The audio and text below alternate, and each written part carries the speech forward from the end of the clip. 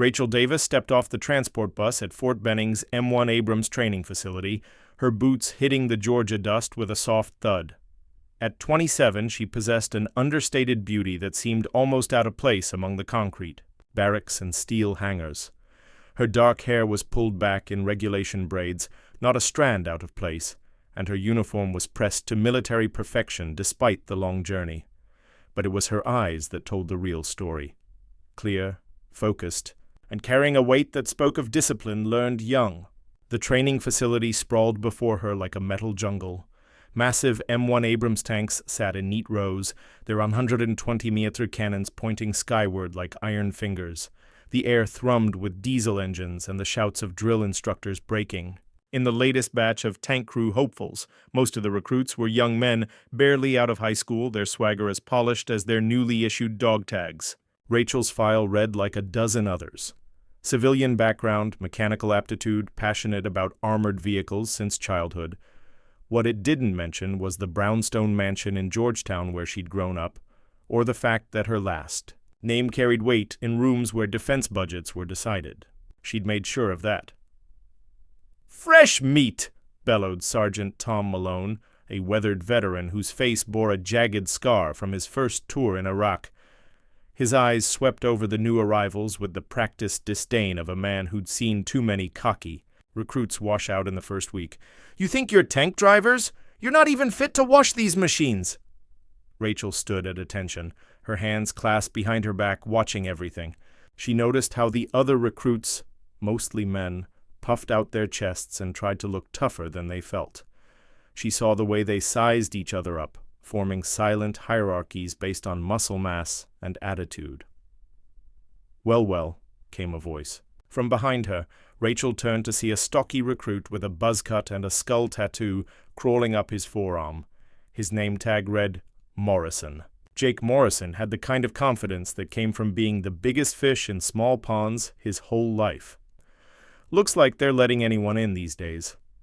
A few other recruits chuckled, their eyes moving over Rachel's petite frame with barely concealed amusement.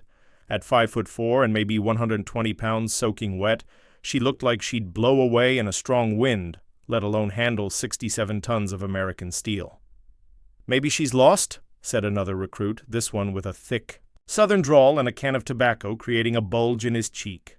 Kevin Tyler spat a stream of brown juice into the dirt, his eyes never leaving Rachel. "This is tank school, not secretary training." The laughter spread through the group like ripples on a pond. Rachel felt their stares but kept her face neutral, her breathing steady. She'd learned long ago that reactions were weapons in the wrong hands. "That's enough!" Sergeant Malone's voice cut through the chatter like a blade. But Rachel caught the slight smile tugging at the corner of his mouth before he turned away. The message was clear. She was on her own. That evening in the mess hall, Rachel sat alone at a corner table with her tray of standard military fare, meatloaf that could double as a weapon, mashed potatoes that had seen better days, and green beans that had surrendered their will to live. The conversations around her were loud and boisterous, full of high school football stories and boasts about vehicles they'd driven back home. "I'm telling you," Jake Morrison's voice carried across the hall, "my dad's been running heavy equipment since before I was born. Taught me everything about hydraulics and engines. That little girl over there?" He jerked his thumb toward Rachel without looking at her. "She's probably never been under the hood of anything bigger than a Honda Civic." Kevin Tyler leaned back in his chair, his tobacco can making another appearance. $20 says she washes out before the first practical exam." "You're on," said a female recruit named Tina Walsh, her ponytail swinging as she turned to look at Rachel. Tina had made it clear from day one that she considered herself the only serious female candidate in the program. "Though I'll give her a week, she looks like the type who cries when she breaks a nail." Rachel took a slow bite of her meatloaf, her eyes fixed on her tray, but her jaw tightened almost imperceptibly, and her fingers gripped her fork just a little tighter than necessary. What none of them knew was that Rachel had spent her childhood summers in her grandfather's garage, learning to strip down engines that were older than some of the recruits in this room. They didn't know about the private tutors who'd taught her everything from advanced mechanics to military strategy. They couldn't see the discipline that had been drilled into her since she was old enough to hold a wrench.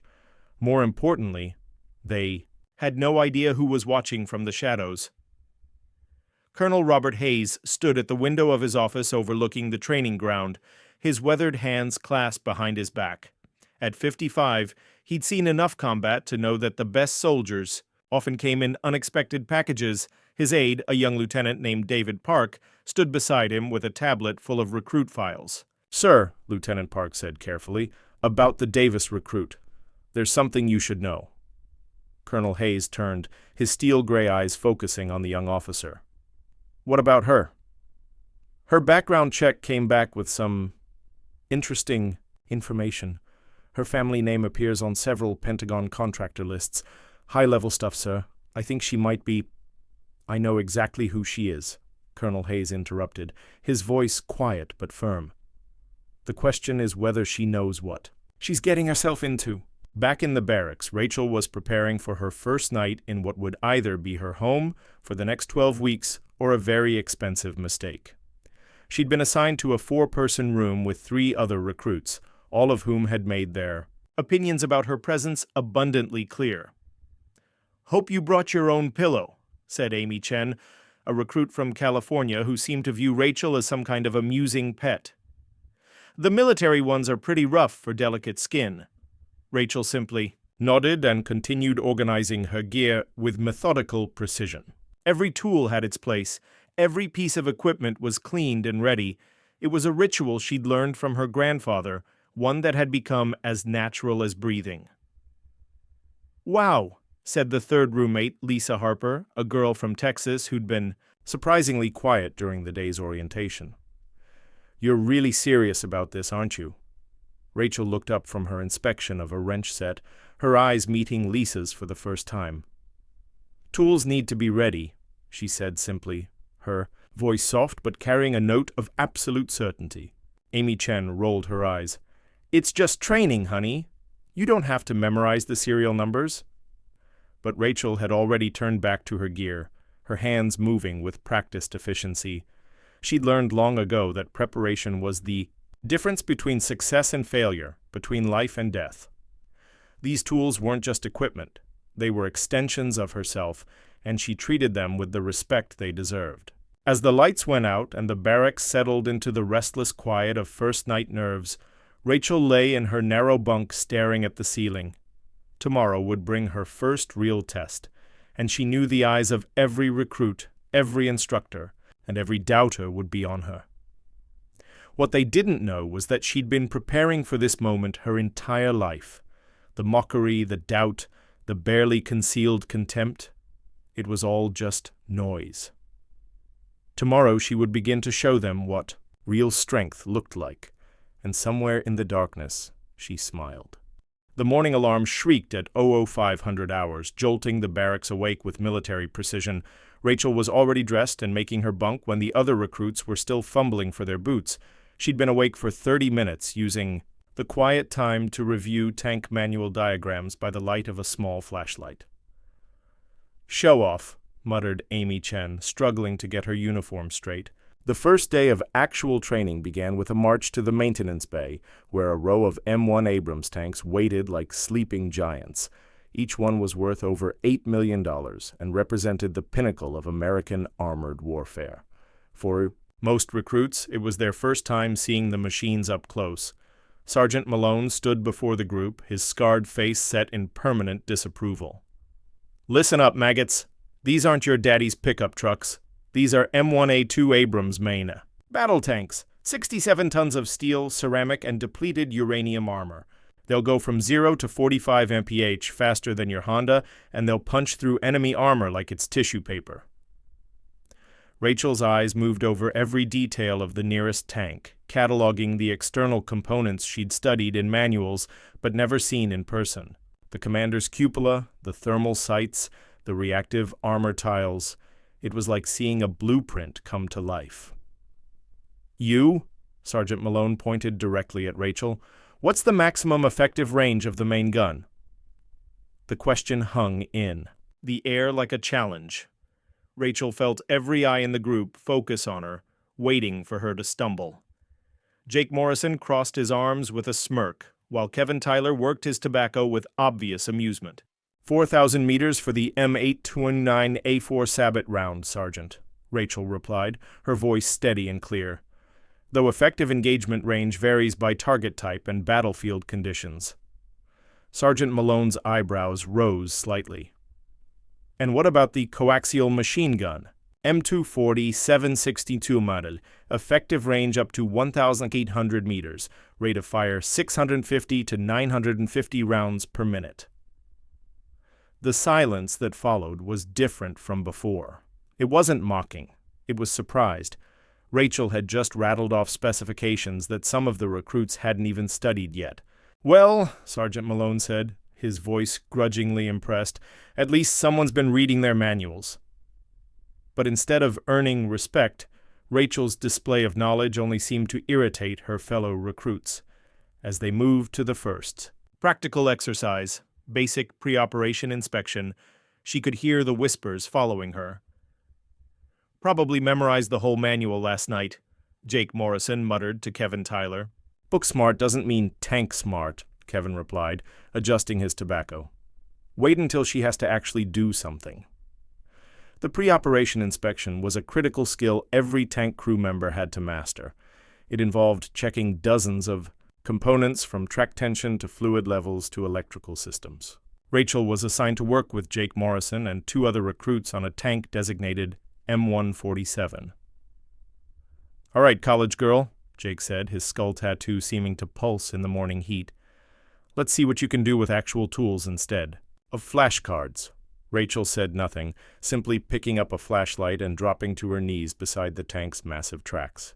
She began her inspection methodically, checking each pad for wear, examining the pins and bushings, testing the track tension with practiced fingers. "What are you doing?" asked one of the other recruits, a nervous kid named Sam Phillips who looked like he'd rather be anywhere else. "Checking for battlefield damage simulation," Rachel replied without looking up. "Hairline cracks in the track pads can cause catastrophic failure under load." Jake rolled his eyes. "It's a training exercise, not a combat zone. You're wasting time." But Rachel continued her inspection, her flashlight beam probing every corner and crevice. And that's when she found it, a small bolt that had been deliberately loosened on the left track assembly. It was subtle, the kind of thing that would cause problems later, but wouldn't be immediately obvious. She looked up at Jake, who was watching, her with barely concealed amusement. "This bolt's been tampered with," she said quietly. "What?" Jake's expression shifted from amusement to annoyance. "That's impossible. These tanks are maintained by professionals." "Take a look," Rachel said, handing him the flashlight. Jake reluctantly knelt beside her, his bulk making the movement awkward. After a moment, his face reddened. "It's just loose. Vibration from the last exercise, probably." But Rachel had already noted the tool marks on the bolt head. Fresh. Scratches that indicated recent tampering. Someone had deliberately sabotaged this inspection, probably hoping she'd miss it and get blamed for the failure. "I'll tighten it," she said simply, pulling out her wrench. As she worked, Sergeant Malone appeared beside them. "Problem here?" "Just loose hardware, Sergeant," Rachel replied, her hands steady as she secured the bolt. "Probably from the last training cycle." Malone's scarred face studied the bolt, then Jake, then Rachel. "Good catch, Davis. Equipment failure during training can be just as dangerous as equipment failure in combat." Jake's jaw tightened, but he said nothing. The rest of the morning passed in a blur of inspections, briefings, and equipment familiarization. Rachel threw herself into every task with quiet intensity, taking notes, asking technical questions, and treating each lesson like her life depended on it. By lunch, the pattern was clear, while other recruits joked around and treated the training. Like an extension of high school, Rachel approached everything with professional seriousness. It should have earned her respect, but instead it seemed to make her more of a target. In the mess hall, she sat alone again, her tray barely touched as she reviewed her notes from the morning. The conversations around her were getting louder and more pointed. "I heard she corrected Sergeant Malone during the briefing," said Tina Walsh, her ponytail bobbing as she gestured with her fork. "Probably thinks she knows more than the instructors," Amy Chen added from across the table. Kevin. Tyler leaned back in his chair, his tobacco can making another appearance. "My cousin went through armor training at Fort Knox. Says there's always one recruit who thinks they're hot stuff. Usually doesn't last long." $20 says she cries before the end of the week, Jake Morrison said, loud enough for several nearby tables to hear, but Rachel had trained herself not to react to words. She'd learned that lesson the hard way in boardrooms and social gatherings where showing weakness was blood in the water. She simply continued eating her food and reviewing her notes as if she were completely alone. What she didn't know was that she wasn't alone. At a table near the back of the mess hall, Lisa Harper sat with two other recruits, watching the scene unfold with growing discomfort. "They're being pretty harsh," Lisa said quietly to her companions. "She brings it on herself," replied one of them, a recruit named Marcus Thompson, who'd been trying to stay neutral in the growing conflict. "Acting like she's better than everyone else." But Lisa had been watching Rachel more carefully than the others. She'd seen the way the other woman's hands trembled slightly when she thought no one was looking. She'd noticed the exhaustion in her eyes despite her rigid posture. And she'd caught something else, a glimpse of real pain beneath the professional mask. "I don't think she's acting," Lisa said softly. That afternoon brought their first real test, starting and operating an M1 Abrams. The recruits were divided into groups of 4, each assigned to a different tank. Rachel found herself grouped with Jake Morrison, Kevin Tyler, and Sam Phillips, a combination that felt less like coincidence and more like deliberate sabotage. "All right, people," Sergeant Malone announced, "you're going to learn to bring these beasts to life. The M1 Abrams uses a gas turbine engine, basically a jet engine modified for ground use.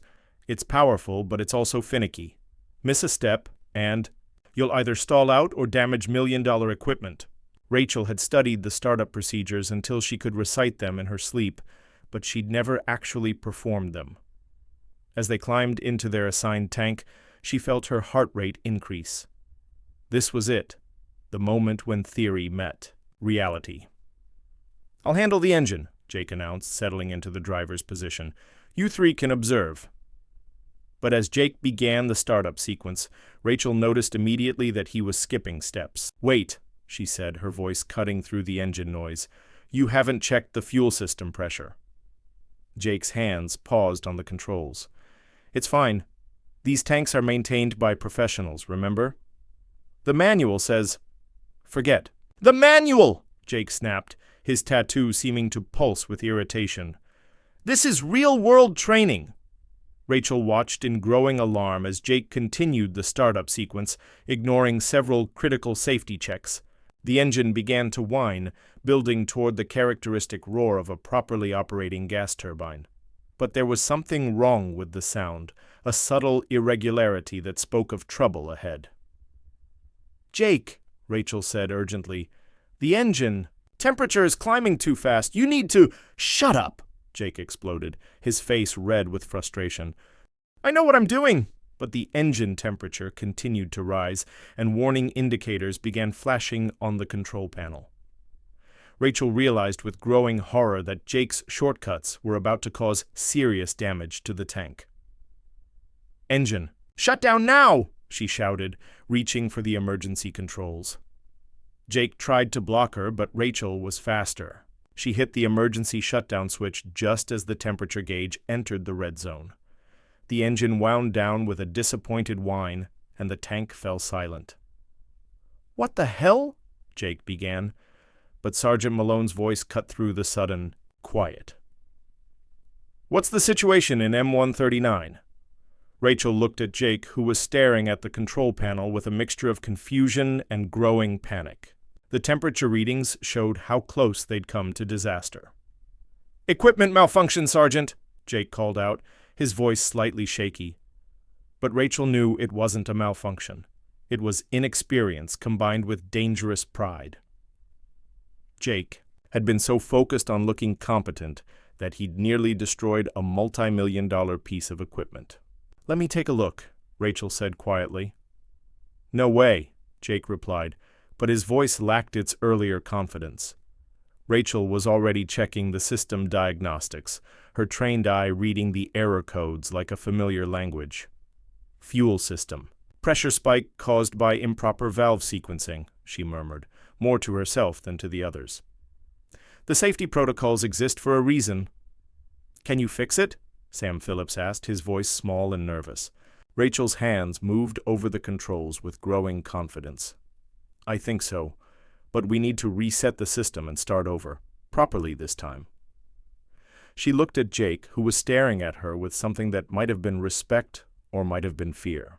You want to try again? Following the manual this time? For a moment, Jake's pride warred with his growing realization that he was out of his depth. Finally, he nodded grudgingly.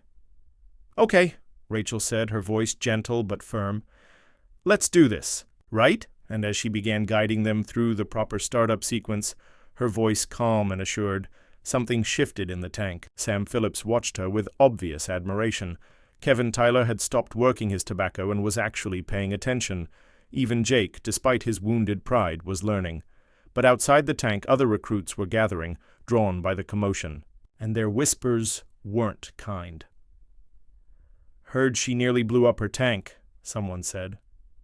Probably panicked, added another voice. I told you she wasn't ready for this, Tina Walsh said, her ponytail swinging with satisfaction. Rachel heard the voices, but didn't respond. She was too focused on the task at hand, too committed to doing things the right way. But deep inside, she felt a familiar ache, the loneliness of being different, of caring more than others thought was acceptable.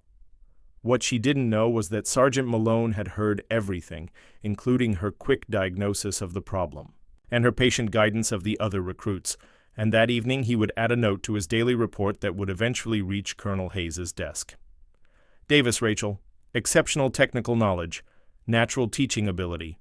Recommend continued. Observation. The war for respect had begun. 3 weeks into training, Rachel had established a routine that kept her sane in an increasingly hostile environment. She woke at 04:30, 30 minutes before Reveille, to study diagrams and technical manuals by flashlight. Her gear was always perfect, her performance always flawless, and her responses to instructor questions always precise. It was driving her fellow recruits crazy. She's making us all look bad, Tina Walsh complained during a break between classes. Her ponytail was wilted from the Georgia heat, and sweat stains marked her uniform despite the morning hour. The instructors are starting to expect everyone to be as obsessive as she is. Jake Morrison nodded grimly, his skull tattooed dark against his sunburned skin. Yesterday, Sergeant Malone asked me why I hadn't memorized the hydraulic pressure specifications. Said Davis seems to know them. It's like she's trying to be teacher's pet, added Kevin Tyler, working his ever-present tobacco. My daddy always said there's a difference between smart and smart aleck. Rachel could hear them from her position, near the maintenance bay, where she was conducting what had become her daily ritual, a complete inspection of whatever equipment they'd be using that day. She'd learned to tune out the whispers and complaints, focusing instead on the mechanical precision that had always been her refuge. But today felt different. Today the hostility had an edge that made her neck prickle with unease. We need to do something, Amy Chen said, her voice carrying a note of calculation that made Rachel's hands pause on the wrench she was holding. She needs to learn that this isn't about showing off. It's about being part of the team. Rachel forced herself to continue her inspection, but her ears remained attuned to the conversation happening 20 feet away. What do you suggest? Jake asked, his voice dropping to a conspiratorial whisper. Leave that to me, Amy replied, and Rachel could hear the smile in her voice. I have an idea. The morning's exercise was live-fire training with the tank's secondary weapon systems. Each crew would take turns operating the commander's machine gun, engaging targets at various ranges while coordinating with the driver and gunner. It was Rachel's first time in the commander's position, and despite her book knowledge, she was nervous about the practical application. Her crew consisted of the same 3 who'd been with her during the engine startup incident: Jake Morrison, Kevin Tyler, and Sam Phillips. The dynamic had shifted slightly since that day. Sam looked at her with obvious respect, while Kevin had become grudgingly professional. Jake still radiated resentment, but he'd learned to keep his mouth shut during actual operations. "All right, Davis," Sergeant Malone called out. "You're up in the commander's position. Morrison, you're driving. Tyler, you're on the main gun. Phillips, you're loading." Rachel climbed into the commander's cupola, her hands finding the familiar controls she'd studied so extensively. The .50 caliber machine gun felt heavy and substantial, its weight reminding her of the serious responsibility she carried. "Remember," Sergeant Malone's voice crackled through the intercom, "this is live ammunition. Safety protocols are non-negotiable. Target acquisition, fire control, and crew coordination are all critical elements. Davis, you're in command of this. Crew, make sure everyone stays alive." Rachel took a deep breath and surveyed the range ahead. Targets were positioned at 200, 500, and 800 meters, human-shaped silhouettes that would test her marksmanship and her ability to coordinate with her crew. "Driver, move to position Alpha," she commanded, her voice steady despite the adrenaline coursing through her system. Jake's response came through the intercom, professional but curt. "Moving to position Alpha." The tank lurched forward, its massive weight making the ground tremble. Rachel braced herself in the commander's position, her eyes scanning for threats while maintaining awareness of her crew's positions and status. "Target, 2 o'clock, 500 meters," she called out, identifying the first engagement opportunity. "Identified," Kevin Tyler responded from the gunner's position. "Engage with Cokes," Rachel ordered, referring to the coaxial machine gun mounted alongside the main cannon. The burst of gunfire was thunderous even through her hearing protection. She watched the tracers streak toward the target, noting the impact pattern and adjusting her fire commands accordingly. "Good hit," she confirmed. "Driver, move to position Bravo." For the next 20 minutes, Rachel commanded her crew through a series of increasingly complex scenarios. Despite the underlying tensions, they worked together with growing efficiency. Jake's driving was smooth and responsive. Kevin's gunnery was accurate, and Sam's loading procedures were textbook perfect. But Rachel noticed something troubling. During the final approach to the last firing position, she caught sight of Amy Chen near the ammunition supply point, her hands busy with something Rachel couldn't quite see. Their eyes met for a moment, and Amy's expression shifted from focused concentration to casual innocence so quickly that Rachel might have imagined the transition. "Final target, 11 o'clock, 800 meters," Rachel called out, pushing her suspicions aside to focus on the task at hand. "Identified," Kevin responded. "Engage with main gun, he round," Rachel ordered, calling for a high-explosive shell that would provide a dramatic finish to the exercise. "Hay round loaded," Sam confirmed from the loader's position. "Fire when ready," Rachel commanded. The main gun's discharge was like being inside a thunderclap. Even with hearing protection, the concussion was overwhelming. Rachel felt the tank rock back on its suspension as the massive 120mm cannon sent its projectile downrange. But something was wrong. Instead of the expected explosion at the target, Rachel saw the round impact long, kicking up dirt and debris well beyond the intended point of impact. "Miss!" came Sergeant Malone's voice through the radio, disappointment clear in his tone. "Cease fire and return to base." Rachel stared at the distant target, her mind racing. The range had been correct, the wind was minimal, and Kevin Tyler was an experienced gunner. There was no reason for such a dramatic miss. "Equipment malfunction," she said into her microphone, her voice careful and controlled, requesting maintenance inspection before return to base. "Negative, Davis. Return to base immediately. We'll check the equipment there." But as they drove back to the maintenance area, Rachel's suspicions continued to grow. The miss hadn't felt like a mechanical failure or human error. It had felt like sabotage. Back at the maintenance bay, Rachel volunteered to assist with the post-exercise inspection. While the other recruits cleaned their personal equipment, she focused on the tank's fire control systems, looking for any signs of tampering. "Find anything?" asked Corporal Evans, the maintenance technician who'd become something of an ally over the past few weeks. "I'm not sure," Rachel replied, her flashlight beam probing the electronic components of the gunner's sight. "The ballistic Computer should have compensated for range and environmental factors automatically, but something caused a significant error in trajectory calculation. Corporal Evans leaned over her shoulder, his experienced eye following her inspection.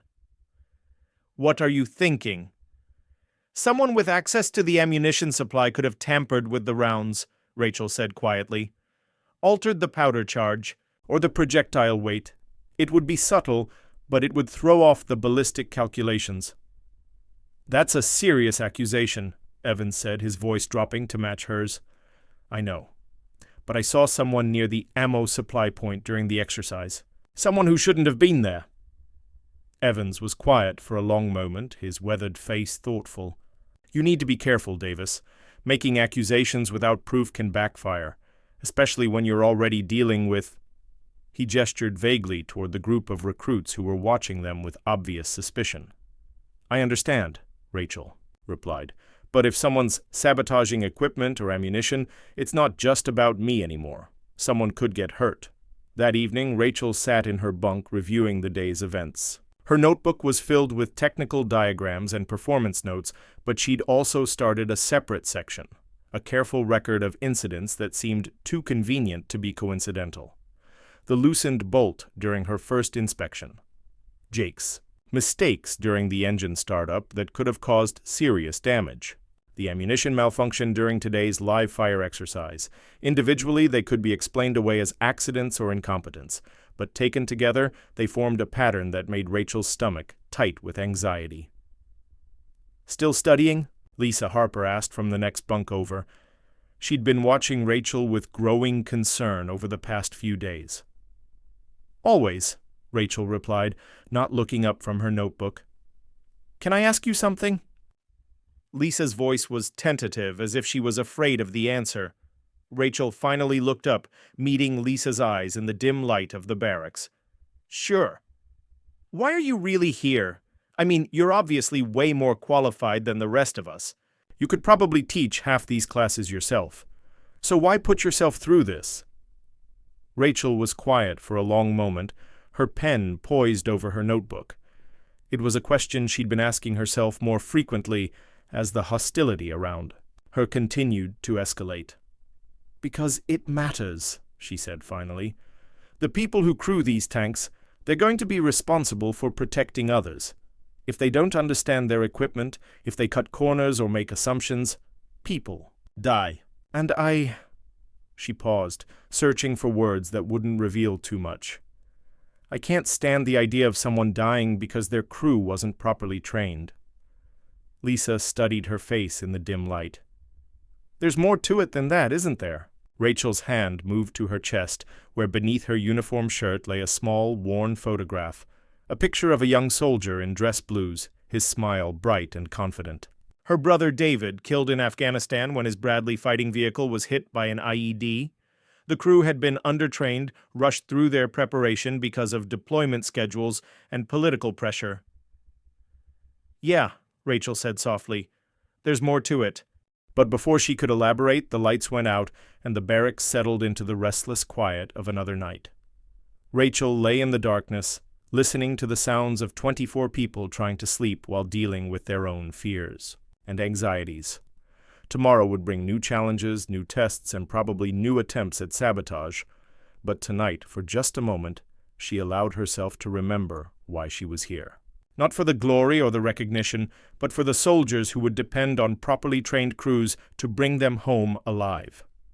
And somewhere in the darkness, she made herself a promise. Whatever they threw at her, however they tried to break her down, she would not quit. Too much depended on her success. The war was just getting started. The 4th week of training brought a new level of intensity to the program. The recruits were no longer just learning individual systems. They were being tested on full crew coordination, tactical decision-making, and battlefield communication. For Rachel, it represented everything she'd been working toward, but for her detractors, it was another opportunity to prove she didn't belong. The morning briefing took place in the main classroom, where detailed tactical maps covered the walls, and scale models of enemy vehicles occupied tables around the room. Sergeant Malone stood at the front, his scarred face more serious than usual. "Today begins your crew evaluation exercises," he announced, his voice carrying across the silent room. "You'll be working in 4-person teams, conducting simulated combat operations against opposing forces. Your performance will determine whether you advance to the final phase of training or whether you find yourself reassigned to a different military occupation." Rachel felt the weight of 23 pairs of eyes settling on her. The message was clear. This was their chance to prove she was a liability, a weak link that would drag down any crew unfortunate enough to be stuck with her. "Crew assignments are posted on the board," Sergeant Malone continued.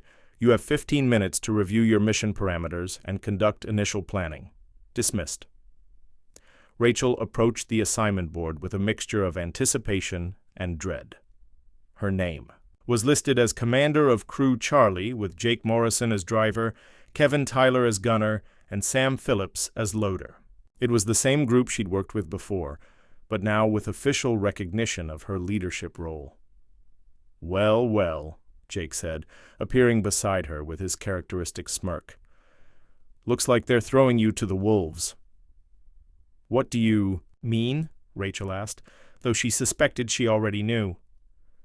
"Crew Charlie drew the hardest scenario," Kevin Tyler said, his tobacco creating its usual bulge in his cheek. "Urban warfare simulation, multiple enemy positions, civilian considerations, and a time limit that would make a NASCAR driver sweat." Rachel studied the mission parameters, her trained eye quickly grasping the complexity of what they were being asked to accomplish. Navigate through a simulated city environment, identify and engage enemy positions while avoiding civilian casualties, and secure a strategic objective, all within a 2-hour time limit. "It's challenging," she admitted, "but not impossible. If we work together and stick to proper procedures." "Proper procedures don't mean squat when you've got enemy fire coming at you," Jake interrupted. "This is about instinct, about making split-second decisions under pressure. Book learning won't help you here." But Rachel had already begun forming a plan. She'd studied urban warfare tactics extensively, and she understood the key principles: speed, surprise, and overwhelming firepower applied with surgical precision. The trick was coordinating all 4 crew members to work as a single, unified weapon system. "Listen," she said, her voice taking on the tone of command she'd been trained to use since childhood. "I know you don't think much of me, but for the next 2 hours, we're a team.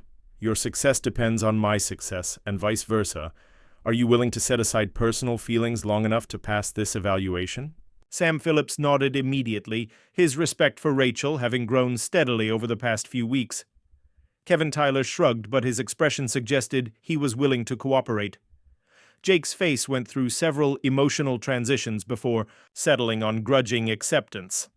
"Fine," he said, "but if you freeze up or make mistakes, I'm taking over." "Fair enough," Rachel replied, though she had no intention of giving up command unless absolutely necessary. The urban warfare simulation took place in a specially constructed training area that resembled a war-torn city. Concrete buildings, rubble-strewn streets, and carefully placed obstacles created a realistic environment that tested every aspect of tank crew coordination. Hidden throughout the area were electronic targets that would register hits and near misses, along with civilian mannequins that would cost points if engaged. "Crew Charlie, you are cleared to begin your approach," came the voice of the exercise controller through their radio. Rachel settled into the commander's position, her hands finding the familiar controls as Jake started the engine.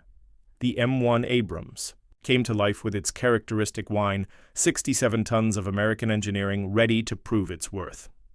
"Driver, advance to checkpoint Alpha, speed 15 miles per hour, Rachel commanded, her voice steady despite the adrenaline coursing through her system. Jake's response was professional. "Roger, advancing to checkpoint Alpha." As they moved through the first section of the urban terrain, Rachel's eyes swept constantly between her periscopes, searching for threats while maintaining awareness of their position and objectives. The training she'd absorbed through countless hours of study was beginning to merge with practical experience, creating an intuitive understanding of battlefield dynamics. "Target, 2 o'clock, 300 meters, enemy tank position," she called out, spotting the electronic silhouette of an opposing force vehicle. "Identified," Kevin Tyler responded from the gunner's position, his earlier hostility replaced by professional focus. Sabot round loaded, Sam Phillips confirmed. Fire when ready, Rachel ordered. The main gun's discharge shook the tank, and within seconds, the target registered a hit.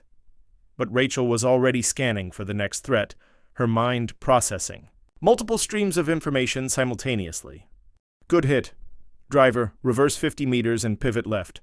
We need to change our position before they can retaliate. For the next hour and 40 minutes, Crew Charlie moved through the urban maze with growing efficiency.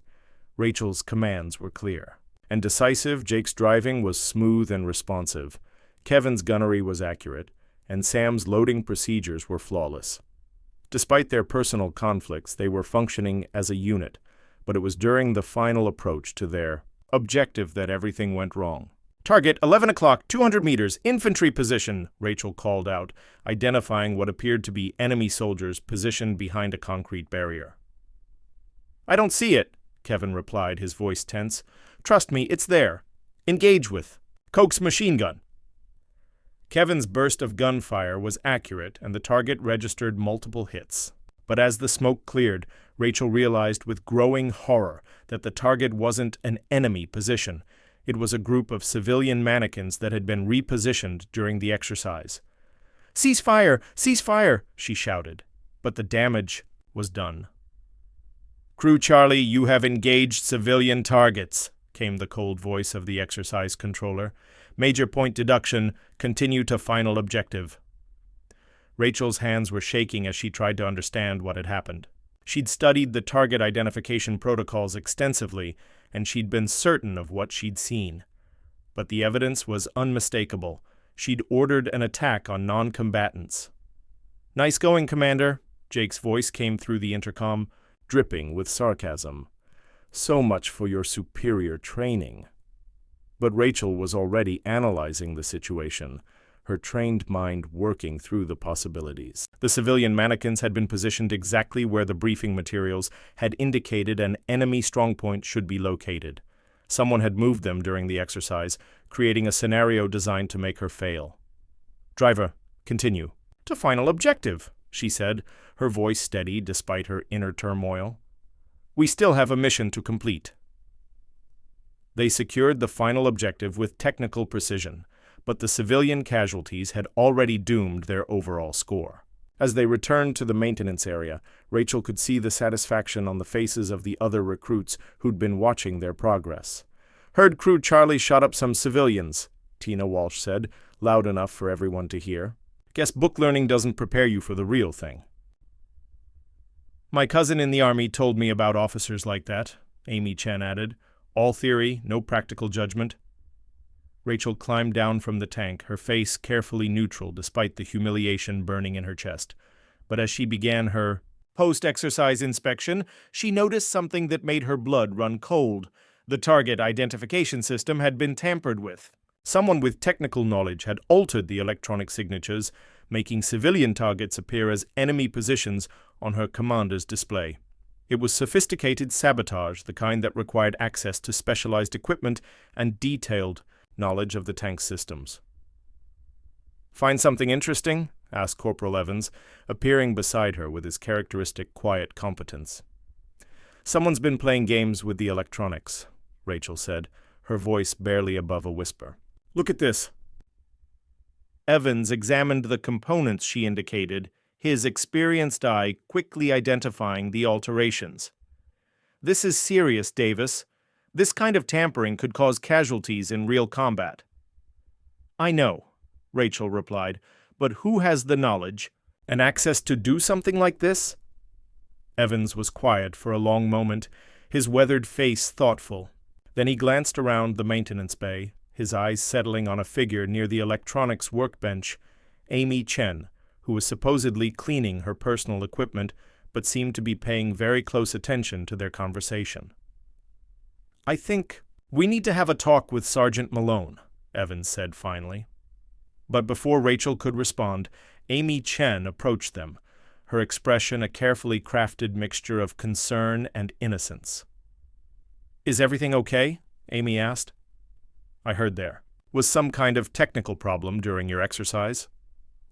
Rachel studied Amy's face, looking for any sign of guilt or satisfaction.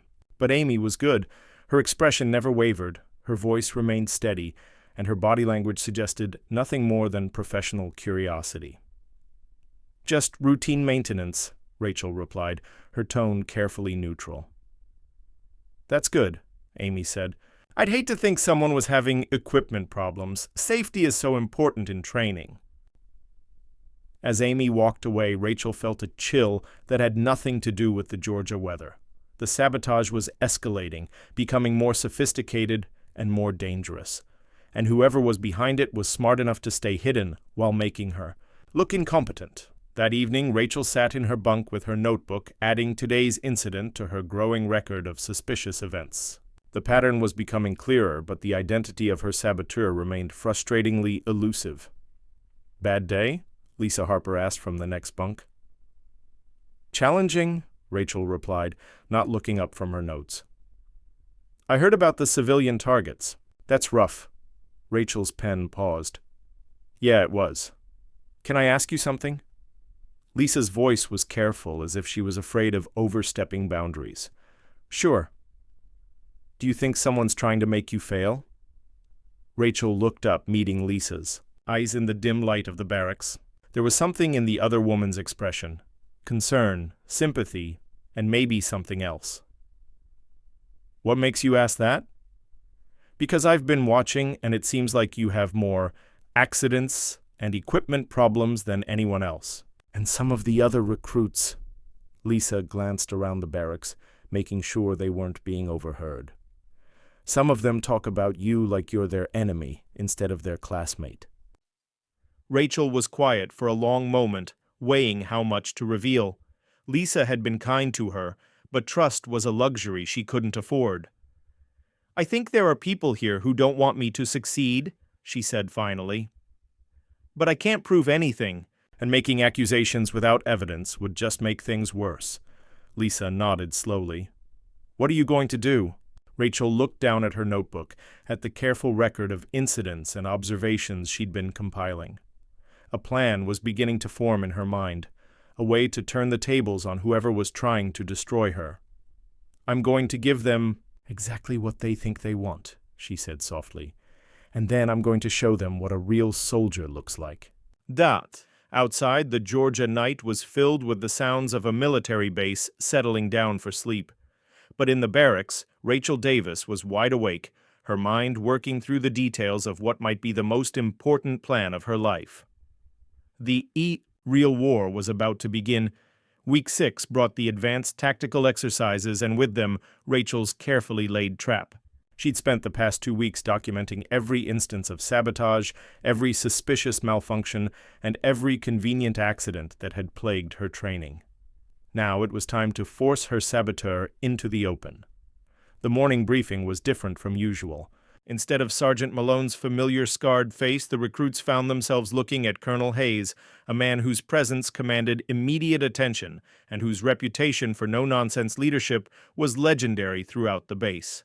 "Good morning," Colonel Hayes said, his gravel voice filling the classroom. "I'm here because we've had some concerning reports about equipment tampering and training irregularities. Effective immediately, all training exercises will be conducted under enhanced observation protocols." Rachel felt a stir of satisfaction. Her carefully worded report to Corporal Evans had made its way up the chain of command, and now the stakes were about to change dramatically. "Additionally," Colonel Hayes continued, "we'll be implementing a new evaluation system. Each recruit will have the opportunity to demonstrate their skills in individual assessments, separate from crew evaluations. This will ensure that personal conflicts don't interfere with accurate performance measurement." The announcement sent ripples of unease through the assembled recruits. Rachel could see Amy Chen's face tighten almost imperceptibly, while Jake Morrison's usual swagger seemed to deflate slightly. They'd been counting on crew dynamics to hide their sabotage efforts, but individual assessments would make that much more difficult. "The first individual assessment will take place this afternoon," Colonel Hayes announced. "Davis, you're up." "First." As the briefing ended and recruits began filing out of the classroom, Rachel noticed Amy Chen hanging back, ostensibly organizing her notebook but actually listening to conversations around her. When most of the others had left, Amy approached Rachel with her characteristic false smile. "Individual assessments," Amy said, her voice carefully neutral. "That should be interesting. I hope your equipment works better this time." There it was, the subtle threat disguised as concern. Rachel met Amy's eyes directly, her own expression giving away nothing. "I'm sure it will be fine," Rachel replied. "After all, what could go wrong with proper supervision?" Amy's smile flickered for just a moment, but she recovered quickly. "Of course. Good luck this afternoon." As Amy walked away, Rachel felt the familiar chill of being in a predator's sights. But this time, she was ready. The individual assessment took place in the same urban warfare training area where Rachel had experienced her previous failure. But now, with Colonel Hayes and several other senior officers observing from the control tower, the atmosphere was entirely different. Rachel's assigned tank was M123, a vehicle she'd specifically requested after studying the maintenance logs. It had been serviced by Amy Chen twice in the past week, and Rachel was counting on her saboteur's overconfidence to provide the evidence she needed. "Begin your pre-combat inspection," came Colonel Hayes' voice through the radio.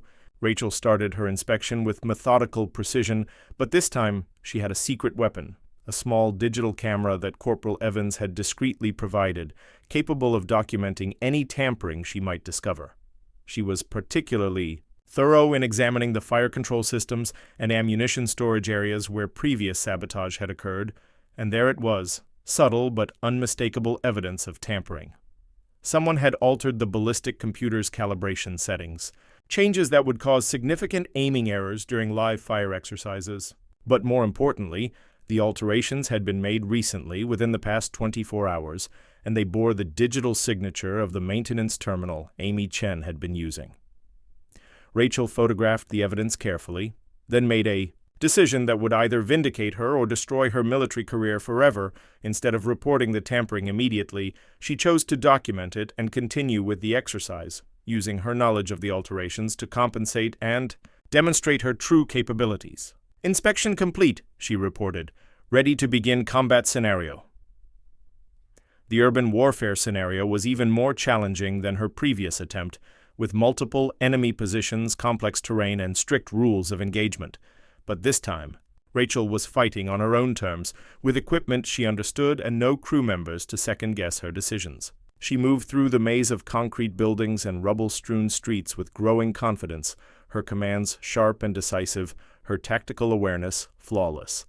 When enemy targets appeared, she engaged them with precision fire that accounted for the known tampering in her fire control system. When civilian positions were identified, she avoided them with careful maneuvering that demonstrated tactical sophistication far beyond what her training record suggested. "Outstanding performance," came Colonel Hayes' voice through the radio, as she secured the final objective. "Return to base for debrief." But Rachel wasn't finished yet. As she parked the tank in the maintenance bay, she made her next move in the elaborate chess game she'd been playing with her saboteur. "Colonel Hayes," she said, approaching the group of officers who'd been observing the exercise, "I need to report a significant safety issue." The colonel's eyebrows rose. "What kind of safety issue?" Rachel produced the digital camera and began displaying the photographs she'd taken. "Someone has been systematically tampering with training equipment, sir. Fire control systems, ammunition, storage, ballistic computers, all altered in ways that could cause training accidents or mission failures." The silence that followed was profound. Colonel Hayes examined the photographs with growing intensity, his experienced eye immediately recognizing the significance of what Rachel had documented. "These alterations are sophisticated," he said finally. "Whoever did this has extensive technical knowledge and access to restricted maintenance areas." "Yes, sir," Rachel replied, "and I believe I know who's responsible." The investigation that followed was swift and thorough. Within hours, military police had secured Amy Chen's personal equipment and workstation, discovering additional evidence of the tampering activities. Amy's digital footprints were all over the maintenance logs, and her access card had been used to enter restricted areas during off-duty hours, when no supervision was present. When confronted with the evidence, Amy's carefully maintained facade finally cracked. "She doesn't belong here!" Amy exploded, her composure shattering completely. She thinks she's better than everyone else with her perfect uniforms and her memorized manuals. Someone needed to show her what real military service is like. "Real military service," Colonel Hayes said, his voice cold with disgust, "doesn't involve endangering the lives of fellow soldiers. Real military service is about trust, competence, and integrity, qualities you've demonstrated you lack completely." Amy's military career was over in that moment, her discharge papers already being prepared as she was escorted from the training facility, but her removal didn't immediately solve Rachel's problems with the other recruits who'd participated in the harassment campaign. Jake Morrison, Kevin Tyler, and Tina Walsh found themselves facing formal counseling sessions and negative performance evaluations. While they hadn't been directly involved in the sabotage, their participation in creating a hostile training environment was well documented and officially unacceptable. "You want to know what I think?" Jake said during his counseling session, with Sergeant Malone, his skull tattoo seeming smaller somehow. "I think she set us up, got us to act like jerks so she could play the victim." "What I think," Sergeant Malone replied, his scarred face showing no sympathy, "is that you acted like jerks because that's who you are. Davis didn't make you sabotage equipment or harass a fellow soldier. She just documented it when you did." That evening, the atmosphere in the barracks was subdued and tense. Amy Chen's empty bunk served as a stark reminder of how quickly a military career could end, while the remaining recruits struggled to process the revelation that one of their own had been systematically sabotaging another student's training. Rachel sat at her bunk, updating her notebook one final time. The investigation had vindicated her completely, but she took no satisfaction in Amy's downfall.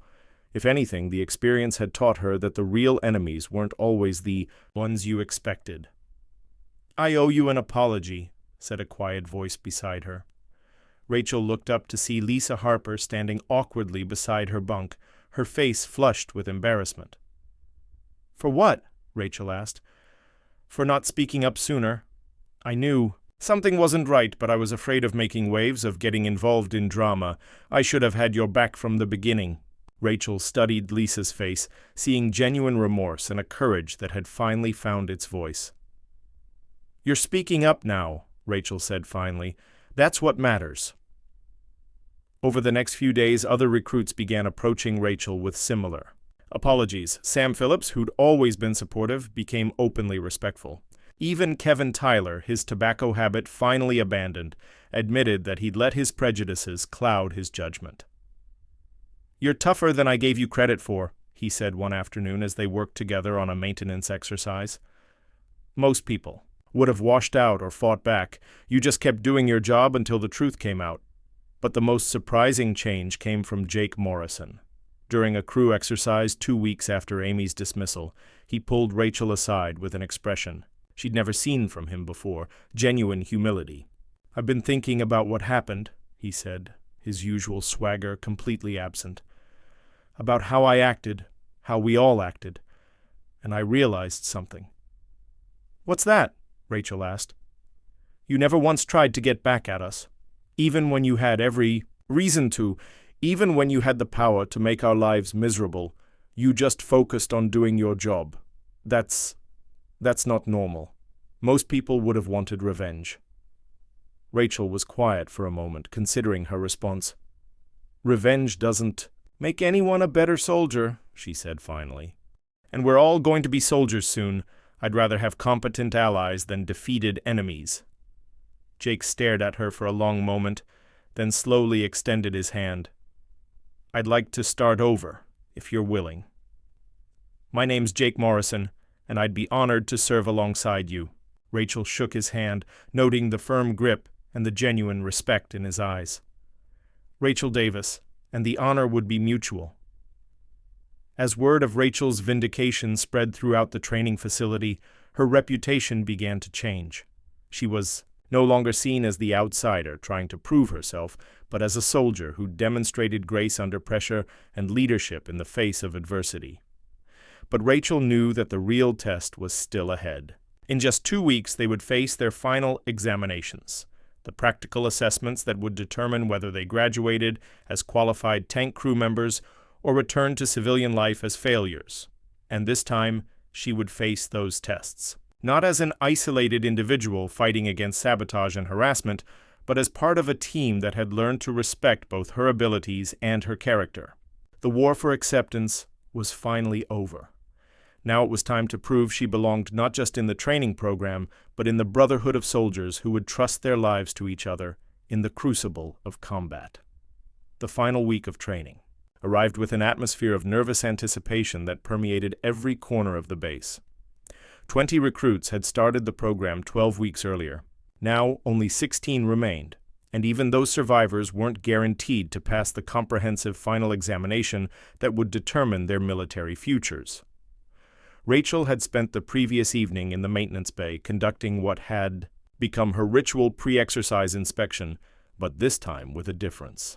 Jake Morrison, Kevin Tyler, and Sam Phillips had joined her, their own understanding of equipment preparation having evolved significantly since the beginning of their training. "Hydraulic pressure looks good," Sam reported from his position near the power pack. "Track tension is within specifications," Kevin added, his former tobacco habit replaced by meticulous attention to detail. Jake, now serving as Rachel's driver for the final crew evaluation, checked the engine systems with the same methodical precision he'd once mocked in others. "All systems green, Commander." The transformation in their working relationship was remarkable, but Rachel knew that tomorrow's test would challenge everything they'd learned, both individually and as a team. Sergeant Malone entered the maintenance bay, his scarred face showing the same grim expression he'd worn on their first day of training, but now Rachel could see past the harsh exterior to the professional respect that had gradually developed between them. "Final briefing in 10 minutes, Malone announced. "And Davis, Colonel Hayes wants to see you in his office afterward." Rachel felt a familiar flutter of nervousness. Over the past few weeks, she'd had several conversations with Colonel Hayes about her experiences during training, her recommendations for improving the program, and her plans for her military career. But a summons on the eve of final examinations felt significant. The briefing room was packed with the 16 surviving recruits, their faces reflecting various degrees of confidence and anxiety. Rachel noticed that the atmosphere was different from earlier sessions, less hostile, more focused, with an underlying sense of mutual respect that hadn't existed before Amy Chen's exposure and dismissal. "Tomorrow's final examination will test everything you've learned over the past 12 weeks, Sergeant Malone began. "Individual technical knowledge, crew coordination, tactical decision-making, and leadership under pressure. The scenario will be complex, challenging, and unforgiving of mistakes." He paused, his eyes moving across the assembled faces. "You'll be facing a simulated enemy force with superior numbers and defensive positions. Your mission will be to penetrate their lines, secure strategic objectives, and extract friendly personnel from a combat zone. Some of you will excel, some of you will fail, and some of you will discover capabilities you didn't know you possessed." Rachel felt her pulse quicken. This wasn't just a test of technical skills, it was a comprehensive evaluation of everything that made a soldier effective in combat. "Crew assignments for the final examination are posted on the board," Malone continued. "You have tonight to conduct mission planning and equipment preparation. Dismissed." Rachel approached the assignment board with her usual mixture of confidence and caution. Her name was listed as Commander of Crew Alpha, the lead element in tomorrow's operation. Her crew consisted of Jake Morrison as driver, Kevin Tyler as gunner, and Sam Phillips as loader. It was the same team she'd worked with during her individual assessment, but now they would be leading the entire operation. "Crew Alpha gets the hardest mission," Jake observed, reading over her shoulder. "That means they think we can handle it," Sam added, his earlier nervousness replaced by quiet confidence. Kevin nodded agreement. "After everything we've been through, I'd rather have the tough assignment than wonder if we got an easy pass."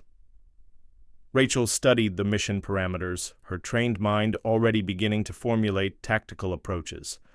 The scenario was indeed complex, multiple enemy positions, civilian considerations, time pressure, and the added responsibility of coordinating with 3 other tank crews to achieve mission success.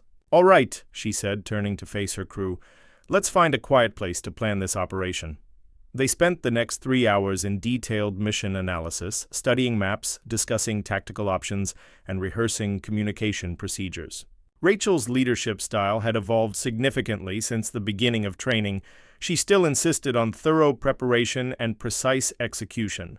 But now she incorporated her crew members' insights and encouraged their input on tactical decisions.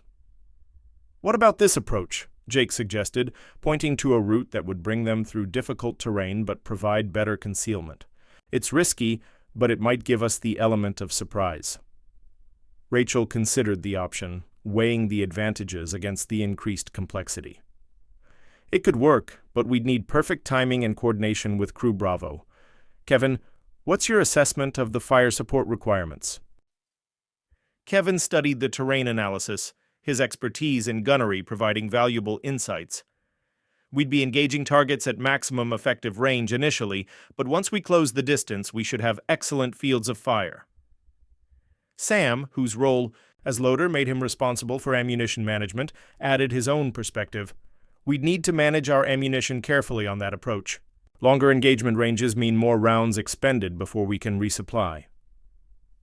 The discussion continued until well past midnight, but by the time they finished, Rachel felt confident that they had developed a solid tactical plan that played to their strengths while minimizing their vulnerabilities. "Good work, everyone," she said as they prepared to return to the barracks. "Get some rest. Tomorrow we find out what we're really made of."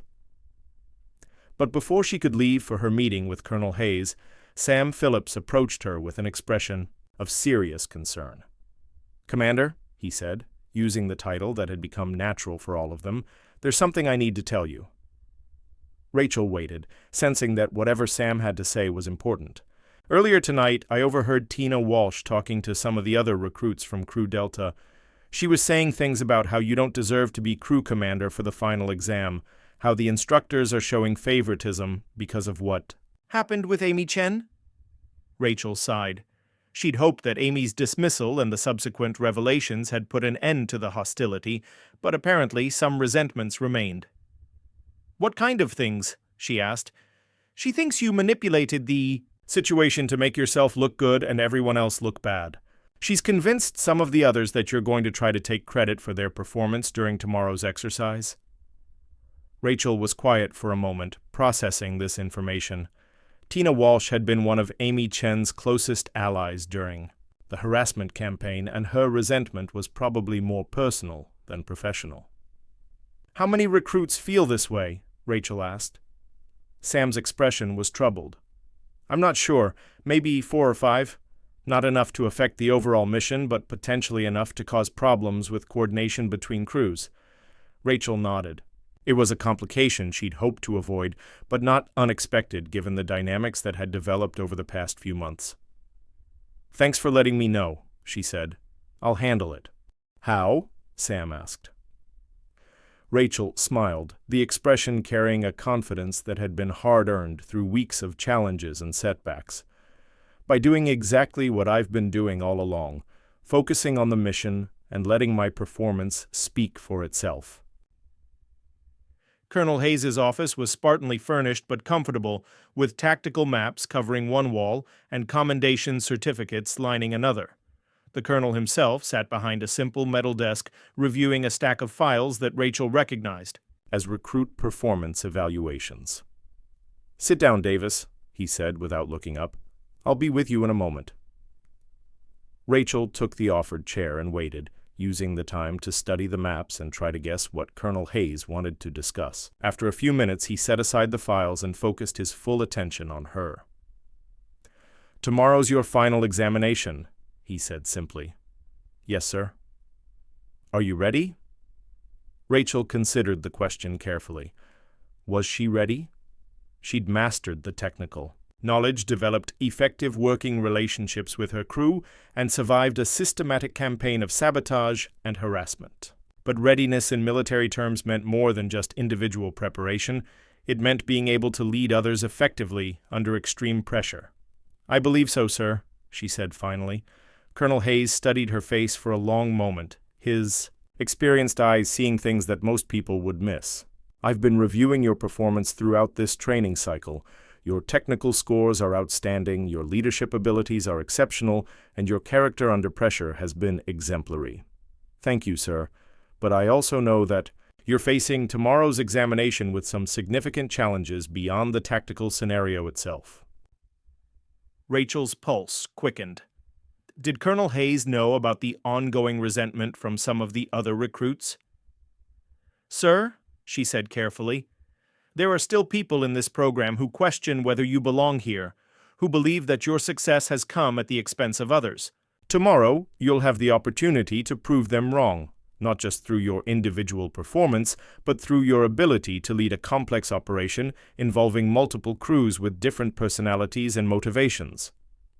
Rachel nodded, understanding the full scope of what Colonel Hayes was telling her. Tomorrow's examination wasn't just about tank tactics and technical proficiency, it was about leadership, character, and the ability to unite people around a common purpose. "I won't let you down, sir," she said. Colonel Hayes leaned back in his chair, his expression shifting slightly. "Davis, there's something else you should know. Your performance in this program has attracted attention at higher levels. Depending on how tomorrow goes, you may find yourself with opportunities that go beyond standard crew assignments." Rachel felt her breath catch. "What kind of opportunities, sir?" "The kind that come to soldiers who demonstrate exceptional leadership potential under difficult circumstances. But first, you need to pass tomorrow's examination, not just for yourself, but for your crew and for the other crews who will be looking to you for guidance." As Rachel left Colonel Hayes's office and walked back to the barracks through the quiet Georgia night, she felt the weight of expectation settling on her shoulders. Tomorrow would determine not just her own military future, but her ability to vindicate everything she'd endured and overcome during the past 12 weeks. The final test was about to begin, and everything she'd worked for hung in the balance. Dawn broke gray and misty over Fort Benning as 16 tank crews prepared for the most important test of their military careers.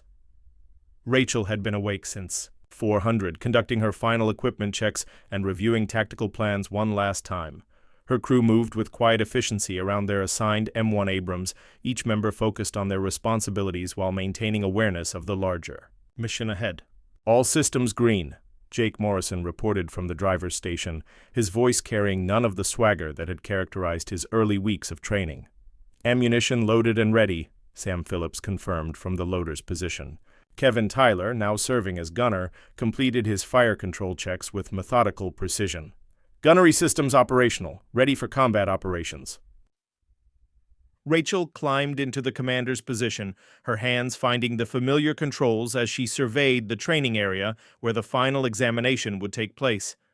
The scenario was more complex than anything they'd faced before, a simulated, urban environment with multiple objectives, enemy positions, and civilian considerations that would test every aspect of their training. "Crew Alpha, this is Control," came Colonel Hayes's voice through the radio. "You are designated as mission commander for today's operation. All crews will coordinate through your position." Rachel felt the weight of responsibility settle on her shoulders. She wasn't just responsible for her own crew's performance, she was commanding the entire operation, with 3 other tank crews looking to her for leadership and tactical guidance. "Control, this is Crew Alpha Actual," she responded, using the radio protocol that designated her as the commanding officer. "Roger, mission command acknowledged." Through her periscopes, Rachel could see the other 3 tank crews taking their positions around the training area. Crew Bravo, commanded by Lisa Harper, gave her a thumbs-up signal. Crew Charlie, led by Marcus Thompson, flashed their recognition lights in acknowledgement. But Crew Delta, commanded by Tina Walsh, remained conspicuously unresponsive to her attempts at coordination. "Crew Delta, this is Alpha Actual," Rachel called over the radio. "Please confirm your readiness status." There was a long pause before Tina Walsh's voice crackled through the speakers, her tone barely maintaining professional courtesy. "Crew Delta is ready for operations." Rachel recognized the subtle defiance in Tina's response, but she couldn't afford to let personal conflicts interfere with mission accomplishment. She would have to find a way to work with Tina's crew despite the ongoing animosity. "All crews, this is Alpha Actual," Rachel announced. "Mission briefing follows. We have multiple objectives in a simulated urban combat zone. Enemy forces are estimated at reinforced company strength with prepared defensive positions. Civilian populations are present and must be protected. Mission success requires coordination, precision, and adherence to rules of engagement. She paused, letting the weight of the scenario sink in with all the crews before continuing. Phase 1. Crews Alpha and Bravo will advance through the northern sector to secure Objective Red, a simulated communications facility. Crews Charlie and Delta will provide overwatch and supporting fires. Phase 2, all crews will consolidate and advance to Objective Blue, a simulated command post that must be captured intact. Questions? Alpha Actual, this is Bravo. Lisa Harper's voice came through clearly. What's our contingency if we encounter heavier resistance than expected? Good question, Bravo. If enemy resistance exceeds our estimates, we'll shift to alternate. Approach routes and call for additional fire support. Maintain flexibility and communicate any significant developments immediately. Alpha Actual, this is Charlie, Marcus Thompson chimed in. Rules of engagement for civilian populations? Positive identification required before engagement. When in doubt, don't shoot. Civilian casualties will result in mission failure regardless of other objectives accomplished. There was another pause. Then Tina Walsh's voice cut through the radio traffic with barely concealed irritation. Alpha Actual, this is Delta. Are we going to talk this to death or actually run the mission? Rachel felt her jaw tighten, but she kept her voice steady and professional. Delta, maintain radio discipline. All crews, prepare to commence operations on my command. The next 2 hours would test everything they'd learned, but Rachel could already sense that the greatest challenge wouldn't be the tactical scenario. It would be managing the personalities and egos of the people she was supposed to lead. All crews, this is Alpha Actual. Commence operations. Good hunting. The urban warfare training area came alive with the roar of tank engines and the coordinated movement of armored vehicles. Rachel's M1 Abrams led the northern advance with Lisa. Harper's crew providing flanking support, their movements coordinated through constant radio communication and visual signals. Target 2 o'clock, 400 meters, Kevin Tyler called out from the gunner's position. Enemy vehicle, hull down position. Behind concrete barrier. Identified, Rachel confirmed through her commander's sight. Sabot round loaded? Sabot up, Sam Phillips responded. Fire when ready. The main gun's discharge shook their tank, and the target downrange registered a direct hit. But Rachel was already scanning for the next threat, her tactical awareness, heightened by the complexity of the urban environment. Alpha Actual, this is Bravo. Lisa Harper's voice crackled through the radio. I have enemy infantry positions at 3 o'clock, approximately 300 meters. Request permission to engage with Cokes. Bravo, this is Alpha Actual. Confirm no civilian presence in target area. Negative civilian presence confirmed. Clear to engage. Roger, Bravo. You are cleared to engage enemy infantry. The coordinated advance continued with textbook precision, Rachel's crew and Lisa Harper's crew working together to clear enemy positions while maintaining constant communication with the Overwatch crews. But as they approached Objective Red, Rachel began to notice problems with Crew Delta's positioning. Delta, this is Alpha Actual, she called over the radio. You're out of position for effective Overwatch. Move to grid reference 245389 and establish supporting fires. Tina Walsh's response was delayed and curt. Delta acknowledges. Moving to alternate position. But instead of moving to the designated coordinates, Rachel watched through her periscopes as Crew Delta took a position that would give them better visibility of the training area, but significantly reduced their ability to provide effective fire support. It was a deliberate act of defiance that could compromise the entire mission. Alpha Actual, this is Charlie, Marcus Thompson's voice cut through the radio traffic. I'm observing Delta in a suboptimal position. They don't have clear fields of fire from their current location. Rachel made a split-second decision that would define her leadership style for years to come. Instead of publicly confronting Tina Walsh over the radio where all crews and instructors could hear the conflict, she chose a different approach. All crews, this is Alpha Actual. Continue advance to phase line green. Maintain visual contact and be prepared for immediate fire support missions. She switched to a discrete frequency that only Crew Delta could monitor. Delta, this is Alpha Actual on secondary channel. We need to talk. Tina Walsh's response was immediate and hostile. I don't take orders from little girls who think they know everything about tank warfare. Rachel took a deep breath, calling on every leadership lesson she'd ever learned. Tina, this isn't about me or you. It's about 16 people who've worked their butts off for 12 weeks to get to this point. Don't let personal feelings compromise everyone else's success. You compromised our success the day you walked onto this base thinking you were better than everyone else.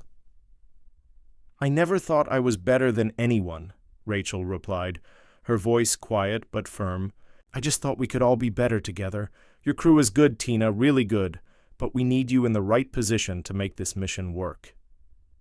There was a long pause, and Rachel could hear background noise from Crew Delta's position, the sound of heated discussion between crew members. Finally, a different voice came through the radio.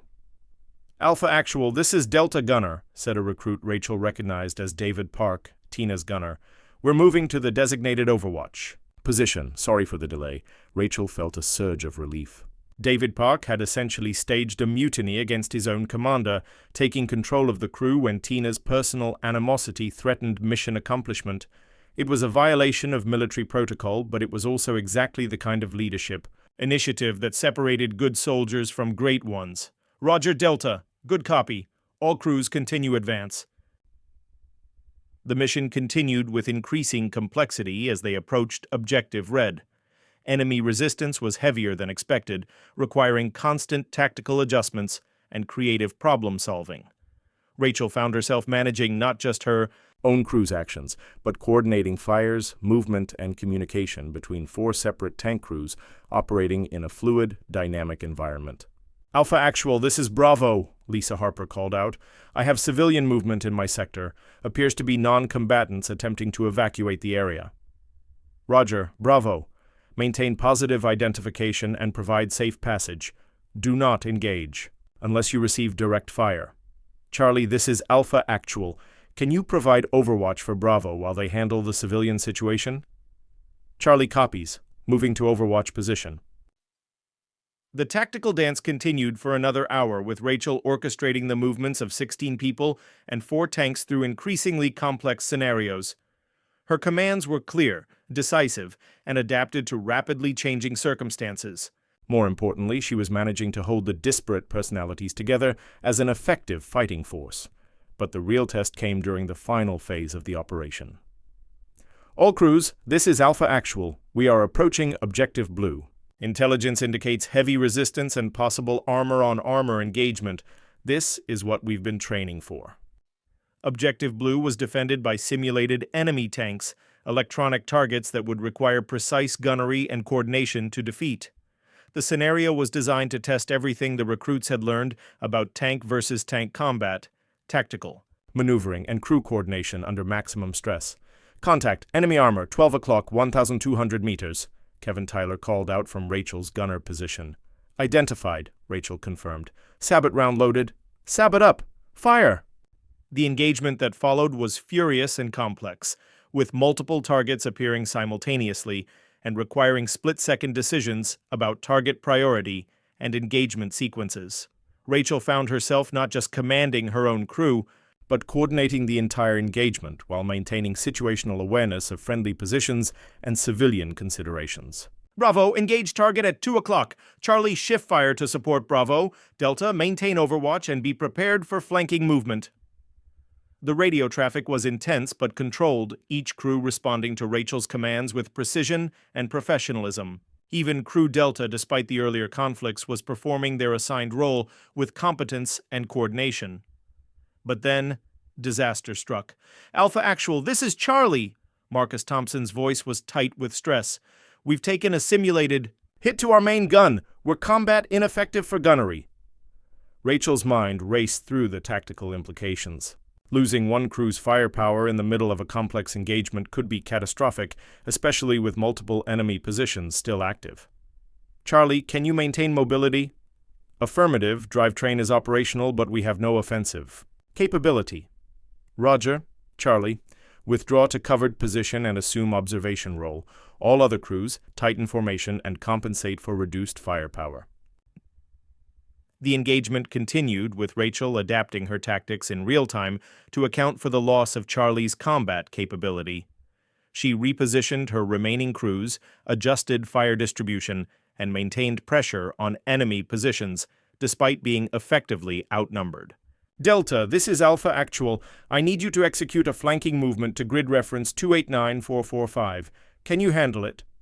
There was a pause, then Tina Walsh's voice came through the radio, professional, focused, and free of the earlier hostility. Delta copies, moving to flanking position. We've got this. For the next 20 minutes, Rachel orchestrated one of the most complex tactical engagements the training facility had ever seen. She was simultaneously commanding her own crew, coordinating fires between multiple platforms, adapting to equipment failures, and maintaining awareness of civilian populations and rules of engagement. When the final enemy position was neutralized, and Objective Blue was secured, the training area fell silent except for the idle rumble of tank engines. All crews, this is Control, Colonel Hayes' voice came through the radio. Cease exercise. Congratulations. Mission accomplished. Rachel slumped back in her commander's seat, exhaustion and relief washing over her in equal measure. Around her, Jake, Kevin, and Sam were grinning with the satisfaction of a job well done. Outstanding performance, Commander, Jake said, his respect genuine and unqualified. But the real test came when the crews dismounted and gathered for the post-exercise debrief. Rachel found herself face-to-face with Tina Walsh for the first time since the mission began. Tina approached slowly, her expression showing a complex mixture of emotions, exhaustion, respect, and something that might have been shame. I owe you an apology, Tina said quietly, her usual hostile demeanor completely absent. What I did out there, the way I acted, it was unprofessional and dangerous. You had every right to relieve me of command. Rachel studied Tina's face, seeing genuine remorse and a hard-earned understanding of what military leadership really meant. You came through when it mattered, Rachel replied. That flanking movement you executed probably saved the entire mission. That's what I'll remember. Tina nodded slowly, then extended her hand. I'd be honored to serve under your command again.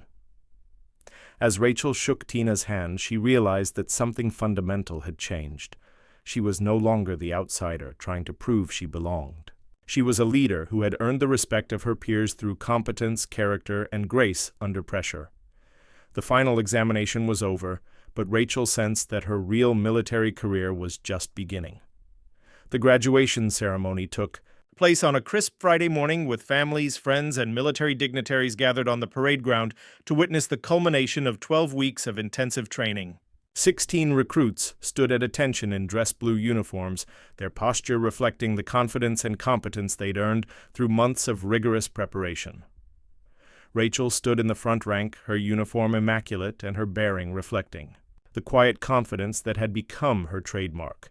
Her parents had flown in from Washington, her father's presence drawing subtle nods of recognition from several senior officers who knew his reputation in defense circles, though Rachel had made sure her family connections played no role in her military achievements. Colonel Hayes stepped to the podium, his dress uniform decorated with the ribbons and badges of a distinguished combat veteran.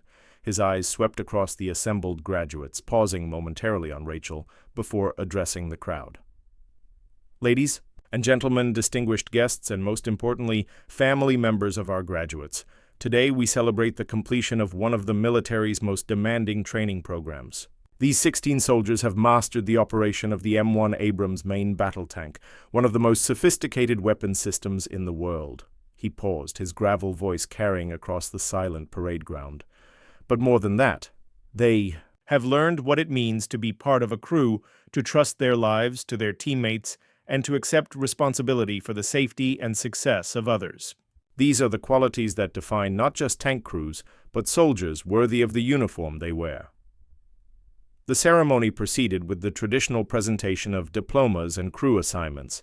Each graduate stepped forward to receive their certificate and learn where they would be stationed for their first duty assignment. When Rachel's name was called, she marched to the podium with the precise movements that had become second nature. Rachel Davis, Colonel Hayes announced, distinguished graduate M1 Abrams Tank Crew Training Program, but instead of simply Handing her the standard certificate, Colonel Hayes picked up a different document, one that bore the seal of the Department of the Army and several additional signatures. "Specialist Davis," he said, his voice carrying a note of significance that made the assembled crowd lean forward slightly. "You are hereby promoted to the rank of sergeant and assigned to the 3rd Armored Division at Fort Stewart, Georgia, where you will serve as a tank commander in an operational unit." Rachel felt her breath catch. Promotion to sergeant typically took years of service, not weeks of training. But more significant was the assignment. Fort Stewart was home to some of the Army's most elite armored units, and tank commander positions were usually reserved for soldiers with extensive combat experience. Additionally, Colonel Hayes continued, you are selected for immediate enrollment in the Advanced Armor Officer Candidate School at Fort Knox, Kentucky, where you will train to become a commissioned officer in the United States Army. The silence that followed was profound. Officer Candidate School was extremely competitive, typically requiring years of enlisted service and exceptional performance evaluations. For a soldier to be selected directly from initial training was almost unprecedented. Rachel saluted smartly, accepting the documents that would reshape her military career. As she turned to return to formation, she caught sight of her fellow graduates, Jake Morrison, Kevin Tyler, Sam Phillips, Lisa Harper, Marcus Thompson, and even Tina Walsh, all watching her with expressions of genuine pride and admiration. But it was the quiet conversation she had with Colonel Hayes after the ceremony that revealed the full scope of what her performance had accomplished. "Walk with me, Sergeant Davis," Colonel Hayes said, leading her away from the crowd of families and friends celebrating their graduate's success. They walked in comfortable silence across the training area where Rachel had faced her greatest challenges and achieved her most significant victories. The M1 Abrams tanks sat in neat rows, their massive bulk somehow less intimidating than they had seemed 12 weeks earlier. "You know," Colonel Hayes said finally, "in 25 years of military service, I've seen a lot of soldiers come through training programs. Most of them are competent. Some of them are exceptional, but very few of them change the culture of an entire training facility." Rachel looked at him questioningly. "Sir? The incident with Amy Chen and the sabotage, that could have been handled quietly, buried in paperwork, dealt with through administrative channels. But you chose a different approach. You documented everything, built a case, and forced us to confront some uncomfortable truths about how we conduct training." They paused near the maintenance bay where Rachel had spent countless hours perfecting her technical skills and earning the respect of instructors who'd initially doubted her capabilities. "As a result of your actions," Colonel Hayes continued, "we've implemented new oversight procedures, enhanced security protocols, and most importantly, created a training environment where merit is the only measure that matters. Future classes will be better because of what you endured and how you responded to it." Rachel was quiet for a moment, processing the implications of what Colonel Hayes was telling her. "I wasn't trying to change anything, sir. I was just trying to do my job." "That's exactly why you succeeded," Colonel Hayes replied. "You focused on mission accomplishment and taking care of your people, even when those people were treating you badly. That's the essence of military leadership." He handed her a sealed envelope bearing the insignia of the Pentagon. "Your next assignment comes with some additional responsibilities. The Army is developing new training protocols for integrated combat teams, and they need someone with your unique combination of technical expertise and leadership ability to help design and implement them." Rachel accepted the envelope, understanding that her military career was taking a direction she'd never anticipated. What had started as a desire to honor her brother's memory had evolved into something much larger, an opportunity to influence how the Army trained its future leaders. "There's one more thing," Colonel Hayes said, his voice taking on a more personal tone. "Your family background. I've known about it from the beginning. Your father's work in defense policy, your family's connections to senior military leadership. I want you to know that none of that influenced your selection for these opportunities." Rachel nodded, having suspected that her family's prominence hadn't remained secret despite her efforts to keep it hidden. "I understand, sir. Do you? Because what you accomplished here, you accomplished entirely on your own merit. The sabotage, the harassment, the challenges you faced, those were real, and your responses to them were what earned you the respect of your peers and the attention of senior leadership. As they walked back toward the celebration, Rachel reflected on the journey that had brought her to this moment. 12 weeks earlier, she'd been an untested civilian with theoretical knowledge and a burning desire to prove herself. Now she was a sergeant in the United States Army, with responsibilities and opportunities that exceeded her wildest expectations. But more importantly, she'd discovered something about herself that no amount of family privilege or educational preparation could have provided: the knowledge that she could lead others through difficult circumstances while maintaining her integrity and principles. The reception following the graduation ceremony was held in the Base Officers Club, with graduates mingling with their families, instructors, and distinguished guests. Rachel found herself surrounded by her former classmates, all of whom seemed eager to congratulate her on her achievements and express their gratitude for her leadership during training. "I never thanked you properly," Jake Morrison said, approaching her with a drink in hand and a serious expression on his face. "For what you did during the final exercise, for the way you handled the situation with Amy Chen, for just being professional when the rest of us were acting like jerks." "You don't need to thank me," Rachel replied. "We were all just doing our jobs." "No," Jake said firmly. "You were doing your job. The rest of us were playing games and settling scores. There's a difference, and it took me too long to figure that out." Similar conversations took place throughout the evening, with recruit after recruit expressing appreciation for Rachel's leadership and professionalism. But the most meaningful exchange came near the end of the reception, when Tina Walsh approached her with an expression of genuine humility.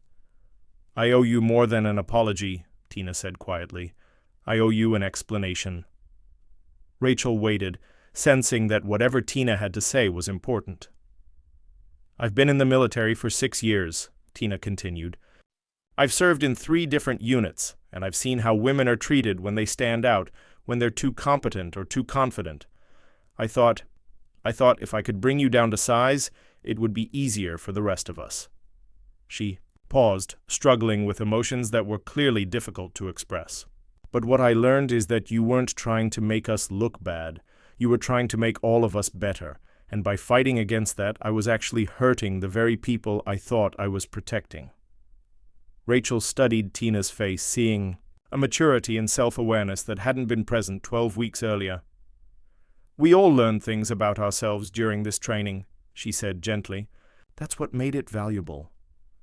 "I heard about your new assignment," Tina said. "Officer candidate school, then a position developing training protocols. That's huge." "It's an opportunity," Rachel replied, "and a responsibility." "When you're designing those new training programs," Tina said, "remember what happened here. Remember that the best soldiers aren't necessarily the ones who look the part or sound the toughest. Sometimes they're the ones who just quietly do their jobs while everyone else is making noise." As the reception wound down and families began their journeys home, Rachel found herself standing alone on the steps of the Officers Club, looking out over the training facility that had become such a significant part of her life. The Georgia. Evening was warm and humid, filled with the sounds of a military base settling down for the night. "Quite a journey," said a familiar voice behind her. Rachel turned to see Corporal Evans, the maintenance technician who'd been one of her earliest allies during the difficult first weeks of training. "Yes, it has been," she replied. "You know what I'm going to remember most about your time here?" Evans asked. "What's that?" "The way you never stopped caring about getting things right, even when caring made you a target. Most people learn to cut corners, to go along to get along. You never did." Rachel smiled, remembering the countless hours she'd spent in the maintenance bay, checking and rechecking equipment, learning not just the procedures but the principles behind them. "My grandfather taught me that the difference between good enough and right could be measured in lives," she said. "I never forgot that." Evans nodded approvingly. "Your grandfather sounds like a wise man." "He was. He also taught me that respect isn't something you demand. It's something you earn through consistency and competence over time." "Well," Evans said, extending his hand for a final handshake, "I'd say you earned it." As Rachel drove off the base that evening, her dress uniform hanging carefully in the back seat, and her orders for officer candidate school secured in her briefcase, she reflected on everything that had brought her to this moment. The journey had been harder than she'd expected, filled with challenges she'd never anticipated, and obstacles that had tested not just her technical skills, but her character and resilience. But she'd emerged stronger, more confident, and more committed to the principles that had guided her from the beginning. The little girl who'd grown up in Georgetown mansions had become a soldier who understood the weight of responsibility and the true meaning of leadership. More importantly, she learned that strength didn't come from proving you were better than others. It came from helping others become better versions of themselves. As she drove through the Georgia night toward her next chapter, Rachel Davis carried with her the knowledge that she'd found her calling, not just as a soldier, but as a leader who could inspire others to achieve things they'd never thought possible. The tank training facility grew smaller in her rearview mirror, but the lessons learned there would stay with her forever. And somewhere in the darkness ahead lay new challenges, new opportunities, and new chances to prove that quiet competence and unwavering integrity were the foundations upon which great leaders were built. The war for acceptance was over. The campaign for excellence had just begun.